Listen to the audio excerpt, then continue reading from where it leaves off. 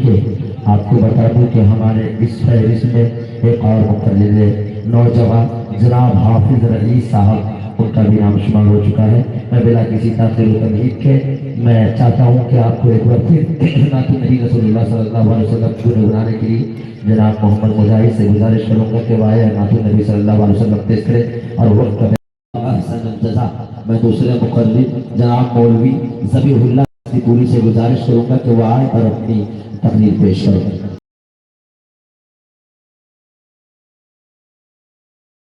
میں ان کا تہہ دل سے استقبال کرتا ہوں، اہلا و سہلا مرحبا کرتا ہوں، خوش آمدید۔ اور ان کے ساتھ ہمارے ساتھی زیر نظامت فرما رہے مولوی فضیل اختر، میں ان کا بھی تہہ دل سے شکر گزار ہوں۔ آئیے میں بلا کسی تاخیر تمہید کے، چونکہ میں پہلے بتا چکا ہوں ہمارے پاس وقت کی لدہ منگیر ہے اور ہمارے پاس بہت ہی مقرر حضرات شعراء حضرات تشریف فرما ہے۔ ایک دو شعر بول کر میں ان کو استقبال کرتا ہوں کہ میرا مالک میری خواہش سے بڑھ کر بھیج دیتا ہے، میرا مالک میری خواہش سے بڑھ کر بھیج دیتا ہے، ارے قطرہ جب بھی مانگو وہ سمندر بھیج دیتا ہے، ارے وہی محفوظ رکھتا ہے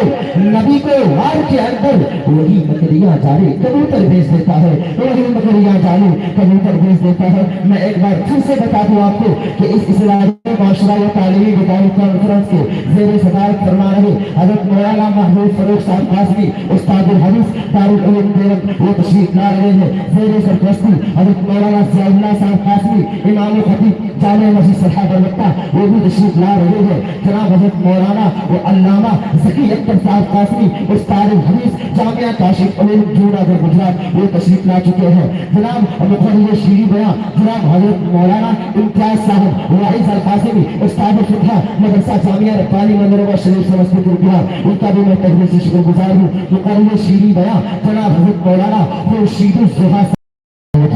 بہت ہی اچھے انداز میں نعت النبی صلی اللہ علیہ وسلم گنگنا رہے تھے۔ میرے دل کے اندر یہ شعر بڑی دیر سے گونج رہی تھی کہ یہ کون تھا، وہ کس نے بکھیری تھی مستیاں، کہ یہ کون تھا وہ کس نے بکھیری تھی مستیاں، کہ ہر ذرہ شکر بات کا ساگر بدوش ہے۔ ہمارے بیچ علامہ ذکی اختر صاحب قاسمی استاد الحدیث جامعہ کاشف العلوم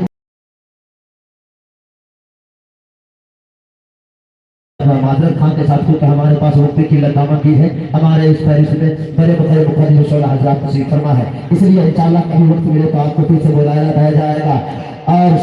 انعام صرف شاعر کو بھی نہیں دیا جاتا ہے، اگر کچھ شعر بھی اچھا لگے تو آپ سبحان اللہ ضرور بولیں گے۔ اگر خاموش بھی رہے تو تکلم ٹپک پڑے، سبحان اللہ،